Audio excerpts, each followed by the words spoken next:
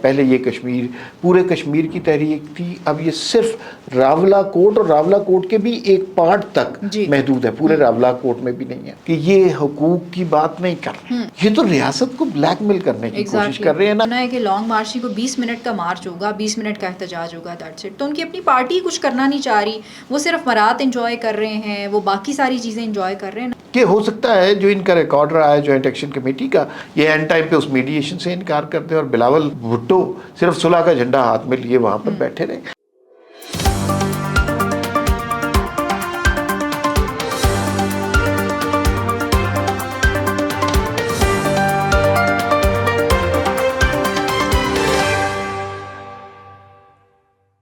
السلام علیکم، میں ہوں آپ کے ساتھ رمشا عارف اور آپ دیکھ رہے ہیں پروگرام وی ٹاک. ہمارے ساتھ میرے ساتھ موجود ہیں ناظرین. آج جن ٹاپکس پہ ہم بات کریں گے، کشمیر کی سچویشن ہم سب کے سامنے ہے، لیکن اب جو ہے وہ کالعدم تنظیم جو ہے، جو عوامی جوائنٹ ایکشن کمیٹی، وہ دعوے کچھ کر رہی ہے. وہ دعوے کیا ہے؟ وہ آرمی چیف کے نام سے ایک پیغام جو ہے وہ سرکولیٹ کر رہی ہے کہ شاید آرمی چیف کا کوئی پیغام ان کو ملا ہے. وہ پیغام کیا ہے، ذرا اس حوالے سے بات کریں گے. اور کشمیر میں الیکشنز بھی ہونے ہیں، اب دیکھنا یہ ہے بلاول بھٹو صاحب وہاں پہ پہنچ چکے ہیں، کیا ہوتا ہے آگے الیکشنز میں. اور ساتھ ہی ساتھ اگر بات کریں تحریک انصاف کے حوالے سے، تو ڈفرینٹ طرح کے ان کے بیانات آتے ہیں. پہلے کبھی وہ کچھ یہ کہتے ہیں کہ وہ پارلیمانی کمیٹیوں میں واپس جا رہے ہیں، پھر کہتے ہیں کہ ہم نے نہیں جانا.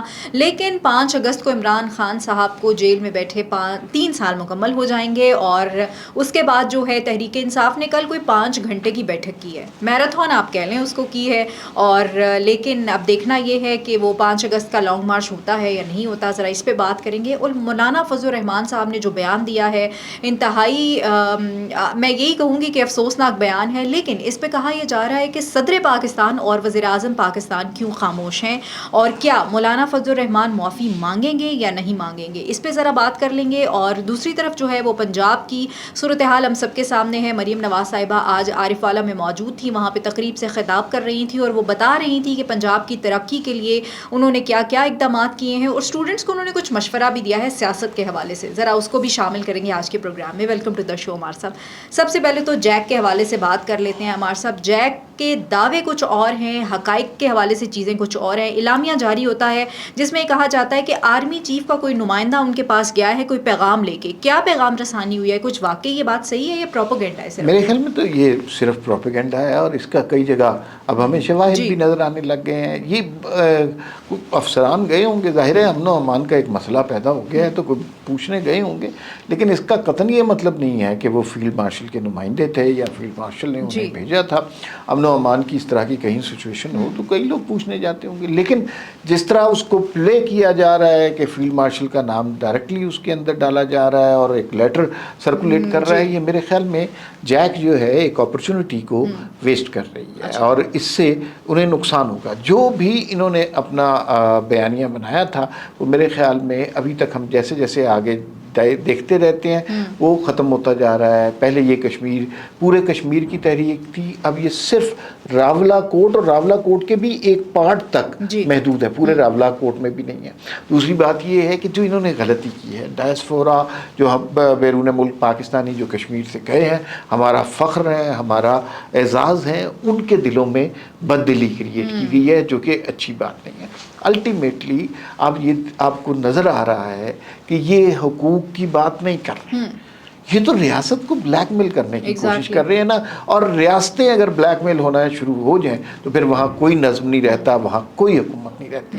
ریاستوں کو some time they have to put their step down, اور انہیں وہاں پر کچھ اہم فیصلے، سخت فیصلے کرنے پڑتے ہیں. تو مجھے تو یہی لگتا ہے کہ یہ ان کو تھکایا جا رہا ہے، اور بالکل تھکایا جانا چاہیے. ابھی تک کوئی ایکشن نہیں ہوا اور لیکن یہ چاہ رہے ہیں کوئی ایکشن ہو، کوئی لاشیں گرے، کوئی خون بہے، تاکہ ان کی سیاست کو اور آگے بڑھنے کا موقع ملے. لیکن سیکیورٹی کے ادارے بھی بہت احتیاط سے کام لے رہے ہیں، کسی قسم کے اشتعال میں نہیں آ رہے، حالانکہ انہیں اشتعال دلایا جا رہا ہے. 2-3 مواقع ایسے ہوئے، سی ایم ایچ پہ جس طرح حملہ کیا گیا وہ بھی اسی طرح ہے.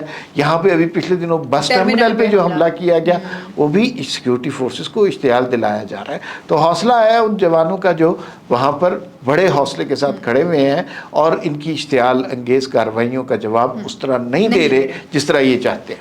अच्छा अमार साहब वो जवाब नहीं दे रहे, लेकिन आपने देखा होगा कि जितनी अभी तक सियासी जमातें हैं, नून लीग भी यही बात कर रही है, पीपल्स पार्टी भी यही बात कर रही है कि डायलॉग होना चाहिए। आपको क्या लगता है कि अब इस बेस पे आके जब उन्होंने अपना लॉन्ग मार्च जो है वो मौखर कर दिया है, अब क्या कोई डायलॉग हो सकता है या अभी भी जो है कोई बातचीत की गुंजाइश नहीं है? सबसे पहली बात तो कश्मीर के हवाले से ये इम्पोर्टेंट है कि जो ताकतवर हलके हैं, हुकूमतें हैं, उन्होंने ये फैसला किया है कि इलेक्शन मुलतवी नहीं होंगे।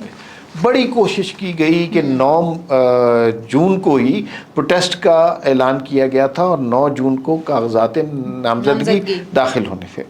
ये भी कहा, कोशिश की गई कि कोई फसाद हो जाए और पूरे कश्मीर में कोई ऐसी सिचुएशन हो जाए कि इंतखाबात मुलतवी करने पड़े और बेहतर हो इनके लिए तो मनसूख ही करने चाहिए। सबसे अहसन कदम तो ये हुआ है कि इंतखाबात पर कोई कम्प्रोमाइज़ नहीं हो रहा। हर पॉलिटिकल प्रॉब्लम का सलूशन यही होता है कि फैसले अवाम के नुमाइंदों के हवाले कर दिए। दूसरी बात यह है कि जो शख्स किसी भी पॉलिटिकल कॉन्फ्लिक्ट में डायलॉग से भाग रहा है, इसका मतलब है वो कमज़ोर है, उसके पास दलील नहीं है और वो उसके दिल में चौर है।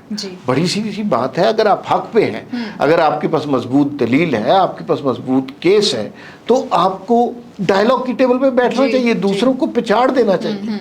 लेकिन ये तो कोई इस तरह तो कोई रियासत नहीं मानती कि आप बच्चों की ढाल बना के, औरतों की ढाल बना के, मुसल्लह अफराद को बीच में डालकर आप उनके ज़रिए रियासत को ब्लैकमेल करने की कोशिश करें। ये स्ट्रेटजी इन्होंने अपनाई, डायलॉग की तरफ नहीं आ रहे। अल्टीमेटली इसको आप जो जिस तरह मर्जी देख लीजिए, जॉइंट एक्शन कमेटी ने एक ज़माने में कोई अपना नाम बनाया था, लेकिन अब जो वो कर रहे हैं उससे उनका जल्द ही आप देखेंगे सारा नाम डूब जाएगा। नाम भी डूब जाएगा, अभी तो वो कलअदम है और उसके बाद जो है वो नाम भी डूब जाएगा। हमने देखा कि क्या होता रहा है ऐसी जमातों के साथ। अच्छा अमार साहब, ज़ाहिर है इलेक्शंस भी हैं कश्मीर में, तो अभी बिलावल भुट्टो साहब वहाँ मौजूद हैं। आज मैं देख रही थी ट्रेंड भी चल रहा है यही कि कश्मीर पीपल्स पार्टी का, आपको लगता है? भाई हर जमात को हक है, हर जमात को हक है कि वो अपनी पॉलिटिकल कैंपेन करे। बिलावल भुट्टो ने जो बातें की हैं वो बहुत अच्छी बात की है, उन्होंने कहा है और जॉइंट एक्शन कमेटी से भी बात करने की बात की है, मसालेहत की बात की ना, कि दरमियान में बैठते हैं यार, बात करके देखते हैं क्या। ये बात बिल्कुल होनी चाहिए। अगर वो हुकूमत से बात नहीं करना चाह रहे, हालांकि पहले हुकूमत से बात करना चाह रहे थे, कह रहे थे कि हमने कश्मीर के नुमाइंदों से बात नहीं करी, हुकूमत ने अपने नुमाइंदे भेजे, राना सनाउल्लाह गए, अमीर मुकाम गए, सारे लोग वहाँ पर, अब इनकी भी नहीं मान रहे। तो फिर बिलावल भुट्टो ने एक मीडिएशन की कोशिश की है, लेकिन उसमें ख़तरा ये है कि हो सकता है जो इनका रिकॉर्ड रहा है जॉइंट एक्शन कमेटी का, ये एंड टाइम पे उस मीडिएशन से इनकार कर दे और बिलावल भुट्टो सिर्फ सुलह का झंडा हाथ में लिए वहाँ पर बैठे रहे।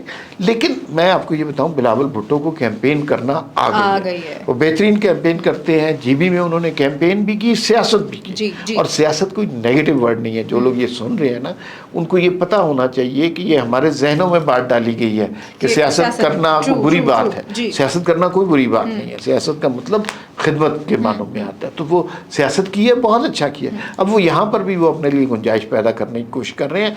अगर वो इस प्रॉब्लम को रिजॉल्व कर लेते हैं, जॉइंट एक्शन कमेटी के वोट के दिलों को नरम कर लेते हैं, तो फिर कश्मीर में वो इजीली जीत जाएंगे। ये याद, फिर उनका प्लस पॉइंट होगा। अच्छा अमार साहब, अब उस टॉपिक की तरफ आते हैं। तहरीक इंसाफ की मैं बात करूं तो वो ऐसा यूटर्न लेने के माहिर है ना कि पता चलता है।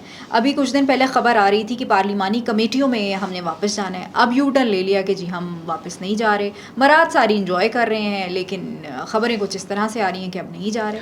अच्छा, जो पार्टियों आवाम से कितनी मुखलिस हैं, इसका अंदाज़ा आप उनके जमहूरी या गैर जमहूरी तर्ज अमल से लगा सकते हैं।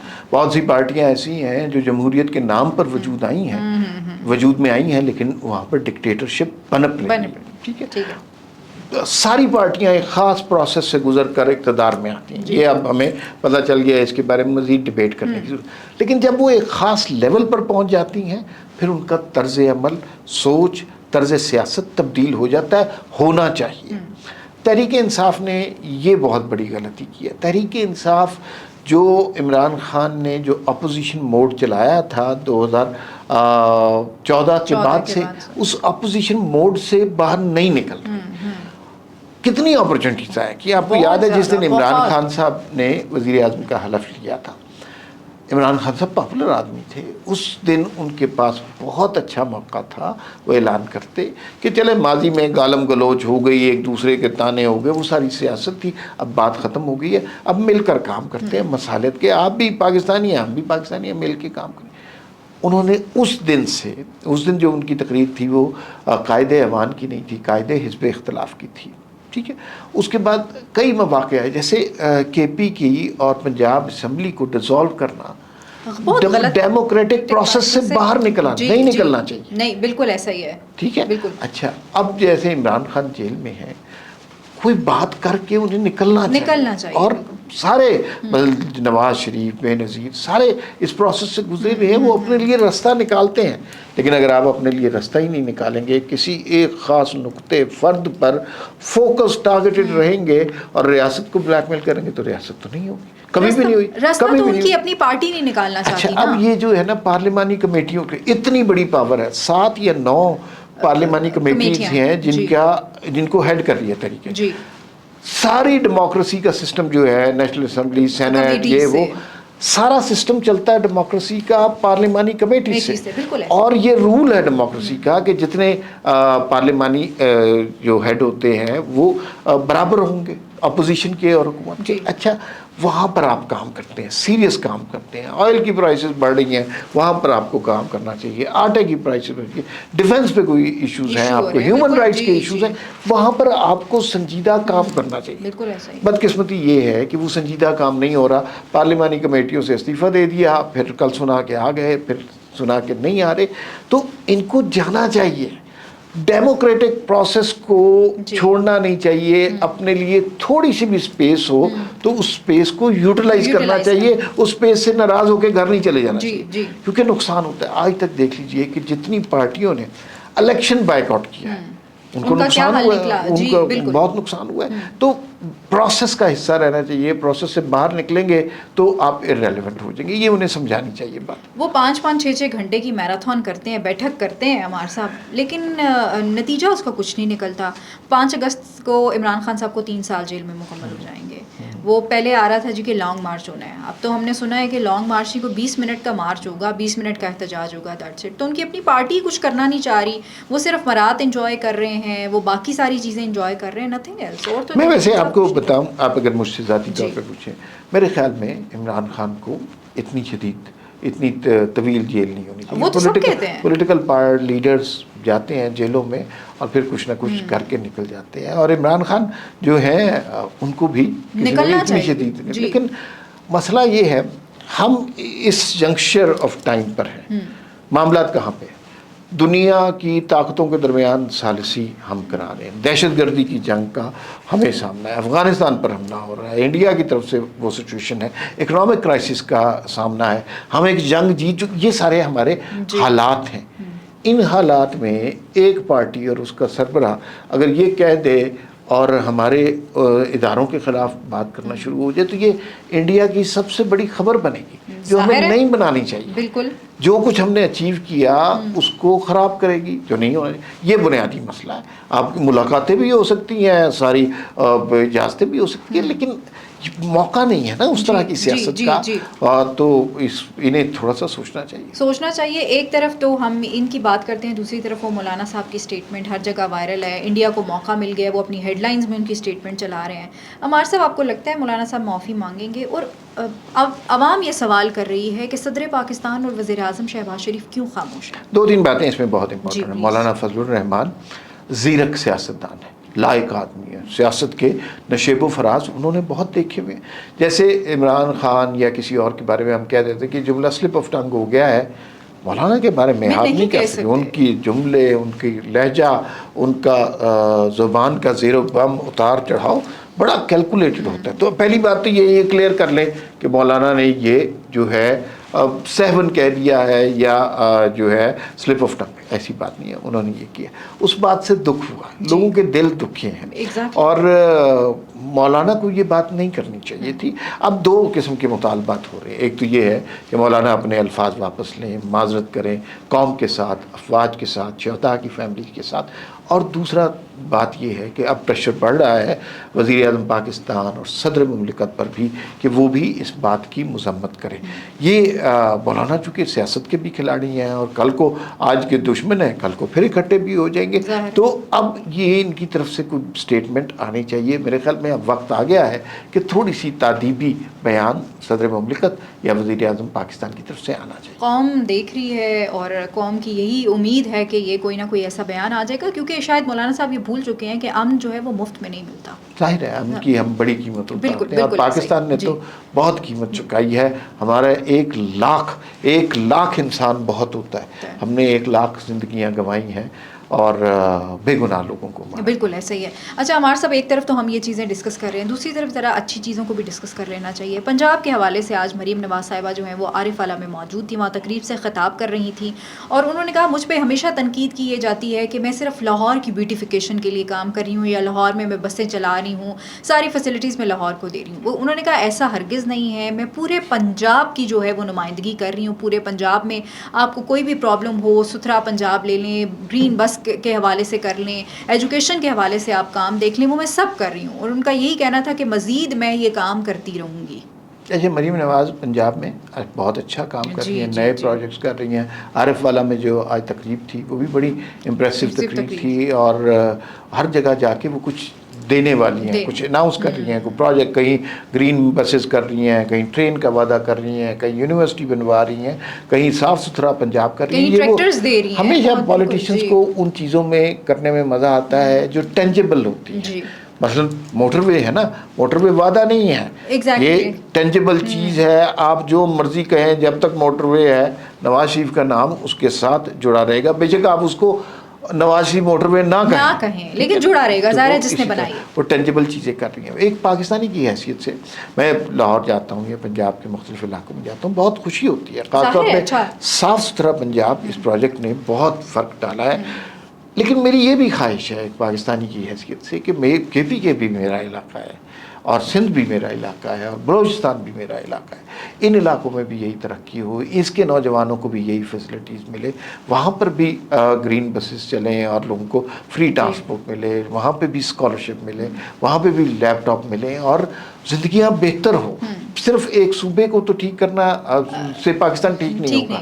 جب تک مساوی ترقی تمام علاقوں میں نہیں ہوگی تو ترقی کا امبیلنس قائم رہے گا اور اس سے پھر بہت سارے پرابلمز ہوتے ہیں, اس سے اختلافات بھی ہوتے ہیں, نفرتیں بھی ہوتی ہیں, خدشات بھی ہوتے ہیں, لڑائیاں بھی ہوتی ہیں جب بیلنس نہیں ہوتا. تو میری بڑی یہ خواہش ہے کہ اللہ تعالیٰ پاکستان میں وہ سچویشن پیدا کرے کہ جب تمام صوبے اس طرح ترقی کریں جس طرح پنجاب ترقی کر رہا ہے. لوگ پنجاب کو حسرت سے نہ دیکھیں یا حسد سے نہ دیکھیں, محبت سے دیکھیں. وہ کراچی والے تو ویسے ہی کہتے ہیں کہ مریم نواز ہمیں دے دے, تھوڑا ہم پہ بھی رحم کر دیں. اچھا, مریم نواز نے اسٹوڈنٹس کو ایک مشورہ دیا کہ آپ نے اب سے یہ نہیں کہنا کہ ہمیں سیاست کا کچھ پتہ نہیں ہے, سیاست کے بارے میں آپ کو پتہ ہونا چاہیے کہ کون آپ کے لیے ٹھیک ہے اور کون آپ کے لیے ٹھیک نہیں ہے. اچھا, یہ جو بات ہے نا, ایک خاص سوچ کے تحت ہمارے ذہنوں میں اور یہ ڈال دیا گیا کہ سیاست کوئی گندی چیز ہے, سیاست کوئی بری چیز ہے. جیسے ہم نے کسی شخص کو بہت برا کہنا ہو نا